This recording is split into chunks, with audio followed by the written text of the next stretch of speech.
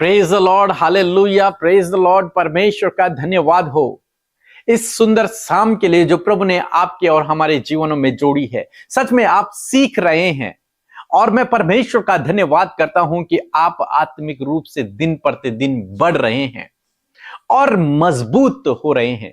जैसे कि आज सुबह हमने देखा कि वचन को कंसीव करें, अपने हृदय में वचन को कंसीव करें।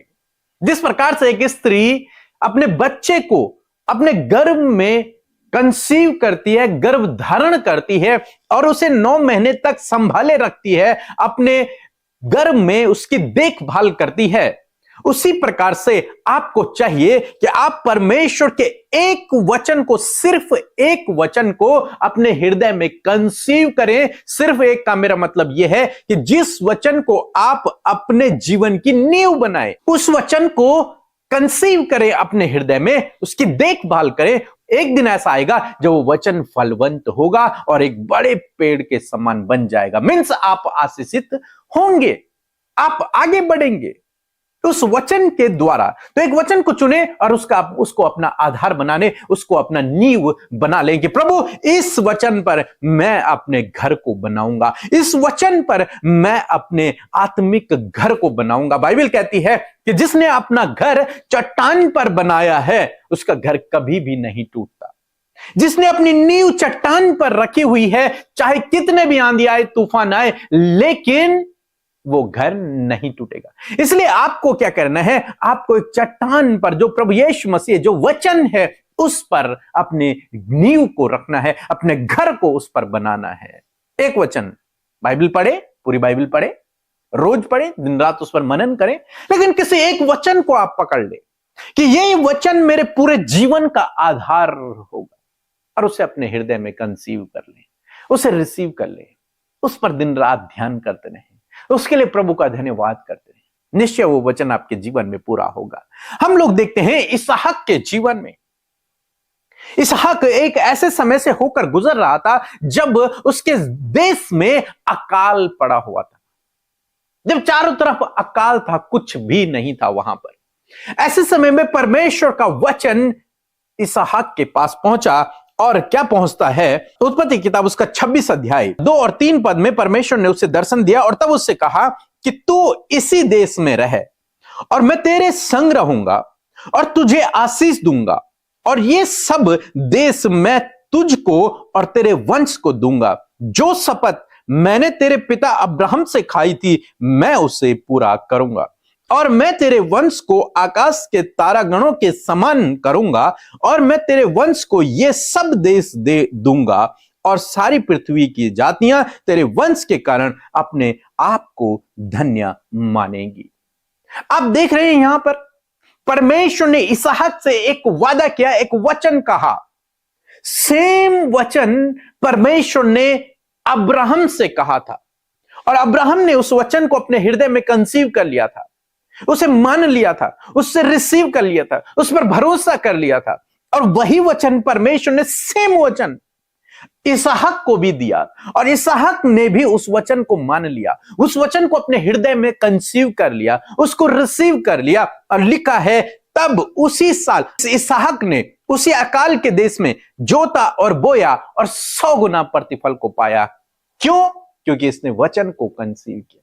जो व्यक्ति वचन को कंसीव कर लेगा, जो वचन को अपने हृदय में जगह दे लेगा, जो वचन को अपने हृदय में बसा लेगा, वो फलवंत होगा, वो 100 गुना कटनी को काटेगा, वो सफल होगा, वो जीवन के हर एक क्षेत्र में उस वचन के अनुसार बढ़ता चला जाएगा। यदि आप आगे पढ़ेंगे तो 28 अध्याय में सेम वचन परमेश्वर ने याकूब से भी कहा और याकूब ने उस वचन को अपने हृदय में ग्रहण कर लिया। जबकि याकूब उस समय अपने घर से भाग रहा था और एक जगह पर वो लेट गया, थक गया, बहुत निराश, दुखी, परेशान, चिंतित व्यक्ति, कहां जा रहा है नहीं पता, उसका भविष्य क्या होगा नहीं पता, सब कुछ अंधकार में नजर आ रहा है। और ऐसे समय में परमेश्वर ने उससे वचन से बातचीत की और उससे कहा, सेम वचन, मैं तुझे आशीष दूंगा, मैं तेरे पिता इसहाक का और तेरे दादा अब्राहम का परमेश्वर हूं, मैं तुझे आशीष दूंगा, मैं तुझे बढ़ाऊंगा, इस पृथ्वी के सारे कुल तेरे द्वारा आशीषित होंगे। सेम वचन। और उसने भी उस वचन को अपने हृदय में कंसीव कर लिया। और जब उसने उस वचन को कंसीव कर लिया तो आप जानते हैं उसकी कोई हानि नहीं हुई और वो फलवंत हुआ, वो आशीषित हुआ, वो महान हुआ। जीवन के हर एक क्षेत्र में वो बढ़ता चला गया।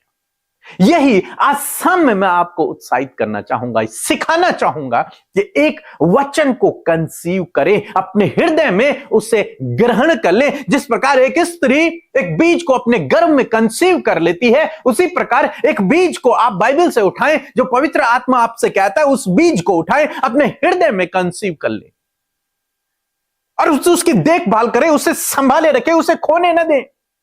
कई बार स्त्रियों का मिसकैरेज हो जाता है। कारण क्या है कि वो उसे 9 महीने तक कैरी नहीं कर पाए, 9 महीने तक संभाल नहीं पाए। कारण कोई भी हो सकता है, लेकिन मेन यही है कि वो 9 महीने तक उसे अपने गर्भ में नहीं रख पाए। बस इसलिए मिसकैरेज हो गया, इसलिए वो फल नहीं देख पाए। यही है, यदि आज आपके जीवन में फल नहीं है, यदि आज आपकी प्रार्थनाओं का उत्तर नहीं है, यदि आज आप आगे नहीं बढ़ पा रहे, सफलता नहीं मिल रही, परमेश्वर का जो वचन है जो कह रहा है वो आपके जीवन में नहीं हो रहा, उसका एक यही रीजन है क्योंकि आप वचन को कंसीव नहीं कर रहे हैं। और यदि कंसीव कर भी रहे हैं तो वो मिसकैरेज हो जा रहे हैं। अब इसको कैसे ठीक करना है, कैसे सब कुछ सही करना है, ये हमारी बुक है, आप इसे जरूर से पढ़ें। इसमें मैंने ये सारी प्रोसेस समझाई हुई है, प्रार्थना करने का सही तरीका आप सही से सीखेंगे, प्रार्थना कैसे करते हैं। और यदि आपने सीख लिया तो आपकी हर प्रार्थना का उत्तर आपको मिलेगा। तो आपको क्या करना है, आपको वचन को कंसीव करना है अपने हृदय में। इन तीनों ने एक वचन को कंसीव किया, बस केवल एक वचन। और ये बाइबल के महान लोग हैं, महान लोग। एक वचन, इनके पास हजारों वचन नहीं थे, इनके पास इतनी मोटी बाइबल नहीं थी, हजारों चैप्टर इनके पास नहीं थे। इनके पास था तो केवल परमेश्वर के द्वारा कहा गया एक वचन बस। और इन्होंने उस वचन को अपने हृदय में कंसीव कर लिया, मान लिया, और बस उसी के द्वारा आज ये महान लोगों में से एक है। विश्वास के पिता है अब्राहम। लिखा है इनके द्वारा पृथ्वी की सारी जातियां, सारे कुल, सारे देश, सारे लोग आशीष पाएंगे। तो सोचो आप, एक वचन इन्होंने कंसीव किया। यही वचन आपको कंसीव करना अपने हृदय में। यही वचन, ऐसे ही वचनों को अपने हृदय में, अपने पूरे जीवन काल के लिए, अपने घराने के लिए आपको वचन को कंसीव करना है। उसे मान लेना, अपने हृदय में बिठा लेना है। आप जरूर से इस बुक को लें, इस बुक को पढ़ें, आप सीखेंगे कि कैसे ये सब करना है। एक दिन फास्ट फूड ना खाएं, आप एक दिन नॉनवेज ना खाएं, लेकिन इस बुक को जरूर से ले, आप आशीष पाएंगे इस बुक के थ्रू। सो मैं आशा करता हूं कि आप समझ गए होंगे कि कैसे आपको एक वचन को कंसीव करना है। और यदि आपने सीख लिया तो ये वचन आपके हृदय में, आपके जीवन में, आपके परिवार में अवश्य फलवंत होगा। सो प्रभु आपको इस वचन के द्वारा बहुत आयत से आशीष दे। आमीन। आप सबको जय मसीह की। हम यीशु मसीह का धन्यवाद देते हैं इस सुंदर से पल के, सुंदर शाम के लिए जो परमेश्वर ने हम सबको दिखाई है। और इन दिनों में आप विजय में चल रहे हैं, ये मेरा विश्वास है, क्योंकि एक एक वचन जो आपके हृदय में बोया जा रहा है उसके द्वारा आप जय में चलने लगेंगे। आइए मिलकर हम प्रार्थना करेंगे, अपने विषयों को प्रभु के आगे रखें। आज प्रभु आपके जीवन में कार्य करेंगे। आइए मिलकर प्रार्थना करें। धन्यवाद धन्यवाद धन्यवाद करते हैं प्यारे प्रभु यीशु मसीह, हम आपका हृदय से धन्यवाद देते हैं, आपका आदर और सम्मान करते हैं क्योंकि आप इसके योग्य हैं। धन्यवाद देते हैं प्रभु यीशु मसीह कि ये सुंदर पल प्रभु तूने दिया कि आज की शाम में हम सब मिलकर प्रभु इस फेलोशिप को करें पिता। और प्रभु यीशु मसीह ये 31 डेज ऑफ विक्ट्री के प्रभु एक एक लेसन को, एक एक प्रिंसिपल, एक एक सिद्धांत को परमेश्वर प्रभु तेरे वचनों के द्वारा हम सीख सके। और मैं धन्यवाद करती हूँ इस सौभाग्य के लिए, इस ब्यूटीफुल प्रिविलेज के लिए परमेश्वर जो तूने हम में से हर एक जन को दिया है। ये सौभाग्यशाली लोग हैं परमेश्वर जिन्होंने तेरी संगति को चुनना उत्तम जाना है। परमेश्वर प्रभु इनके जीवन का सौभाग्य तेरा वचन है परमेश्वर, जिन्हें सुनने वाले प्रभु तेरे लोग बन पाए हैं पिता। सच में प्रभु यीशु मसीह ये हम सबके जीवन का बहुत ही बेस्ट हिस्सा है परमेश्वर पिता, कि तूने प्रभु हम सबको आशीष दी है अपने वचनों के द्वारा। और मैं धन्यवाद देती हूं कि आपके लोग हर दिन उन वचनों को कंसीव कर रहे रहे हैं, हर दिन उन वचनों को जी रहे हैं, उस पर मेडिटेट कर रहे हैं। फादर मैं धन्यवाद करती हूँ कि जो कोई प्रभु आपके एक भी वचन पर अपने विश्वास को, अपने भरोसे को बनाए रखता है, प्रभु उसके लाइफ को आप फ्रूटफुल करते हैं, उसके लाइफ को आप सक्सेसफुल करते हैं, उसके लाइफ को आप प्रभु यीशु मसीह एग्जॉल्ट करते हैं, उसके लाइफ को परमेश्वर पिता आप इफेक्टिव करते हैं। Thank you father, thank you Jesus. प्रभु आज की शाम में प्रभु विशेष रूप से धन्यवाद कि हर एक विषयों को आपके आगे रखते हैं। आपके लोग धन्यवादी हैं कि आपने उन्हें चंगा किया, धन्यवादी हैं उनके लिए उपाय किया, धन्यवादी हैं कि उन पर अपनी दया को बनाए रखा, धन्यवादी हैं कि प्रभु आपने उन्हें उद्धार दिया, और धन्यवाद करते हैं कि उन्हें फेलोशिप दिया, कि फेलोशिप का हिस्सा बनकर प्रभु आपके लोग आगे बढ़ सके।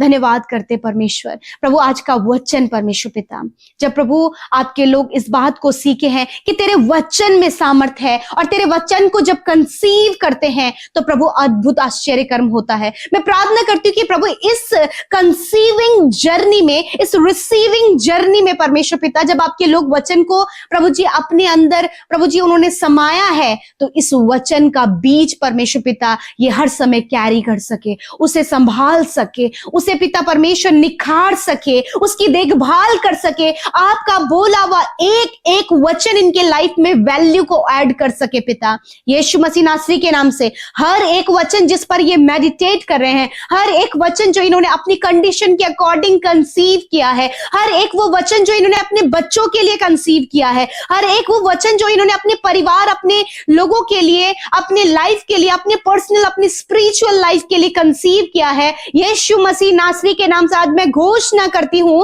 कि इन भाई बहनों के जीवन में, इनके फैमिली में, इनके बच्चों की लाइफ में वो एक वचन फ्रूटफुल हो। पिता प्रभु मरियम के जीवन में आपने उस वचन को कंसीव करने के द्वारा कार्य किया।